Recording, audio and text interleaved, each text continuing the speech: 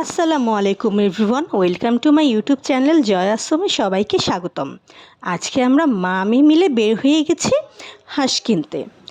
আমাদের এখানে বনশ্রীতে হাঁস বিক্রি হয়, হাট বসে প্রতি বুধবারে, সেখানেই যাচ্ছি। কিছুক্ষণ সময়ের মধ্যে আমরা পৌঁছে গেছি। এখানে প্রচুর ক্রাউড হচ্ছিল, কিছুই শোনা যাচ্ছিল না।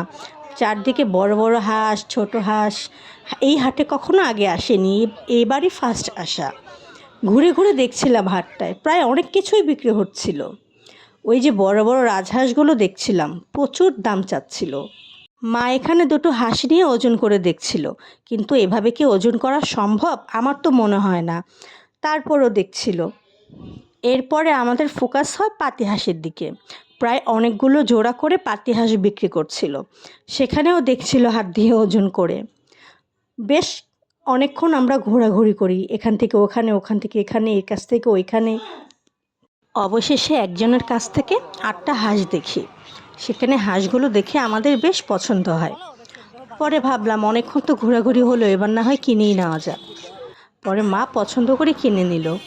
এই যে সুলেমানের কাছে হাঁসগুলো, ও তো ভারে নিতেই পাচ্ছিল না, আর ভয়ও পাচ্ছিল বেশ। এরপরে রিক্সা ঠিক করে আমরা হাঁসগুলো নিয়ে বাড়ির দিকে রওনা দিলাম। বাসায় এসে যুবকী নিয়ে বের হয়েছি ওকে হাঁস দেখাবো বলে। এইখানে আমার 3 ছেলে আছে, ওরা হাঁস নিয়ে দুষ্টুমি করছিল আর খেলছিল। প্রায় অনেকগুলো হাঁস, তাই এগুলোকে এখন আমরা নিজেরা বাঁচতে পারবো না, একটি দোকানে দিয়ে ড্রেসিং করতে দিব। এই যে সব হাঁসগুলো ড্রেসিং করা শেষ, বেশ ভালোভাবে তারা ড্রেসিং করে দিয়েছে।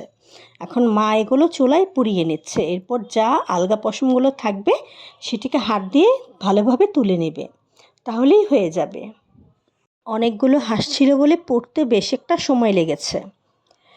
অলরেডি কিন্তু এখানে পোড়া শেষ, এখন আস্তে আস্তে সবগুলো তুলে ফেলা হবে।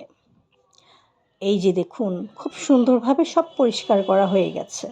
হাঁস কাটার ভিডিওগুলো আর করিনি, ডিরেক্ট রান্নায় চলে এসেছি।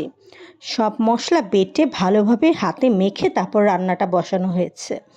দেখে তো মনে হচ্ছে বেশ ভালো মজা হবে। আজকের ভিডিওটি এই পর্যন্ত। ভিডিওটি ভালো লাগলে আমাদের চ্যানেলটি সাবস্ক্রাইব করবেন। সবাইকে আল্লাহ হাফেজ।